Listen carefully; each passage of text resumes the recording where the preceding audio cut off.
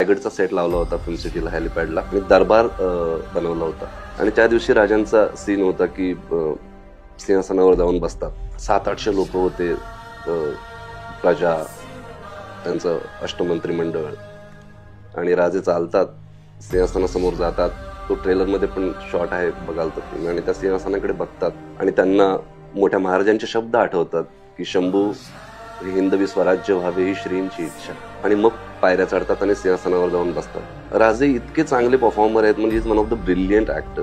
म्हणजे आम्ही कुठलाच शॉट 2 ते 3 टेकच्या शिवाय घेत नाही कधीच, कारण आमच्या दोघांतलं इक्वेशन आम्ही दोघांना इतकं छान समजतो की आम्ही कधी कधी डोळ्यातनच बोलतो थोडा ऐसा, किंवा हे म्हणतील थोडा ऐसा करतो.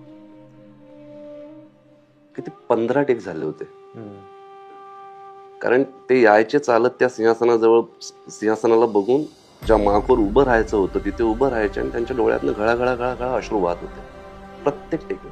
आणि राजा रडू शकत नाही दरबारामध्ये. राजा जर रडला तर तो वीक होतो, आणि म्हणून मी राजांना सांगत होतो की राजे अश्रू नको, आले तरी ते खाली नका घेऊन देऊ. त्या आले, त्यांनी मला मिठी मारली, ढासा रडले आणि म्हणाले सर माहित नाही मला, माझे अश्रू थांबत नाही.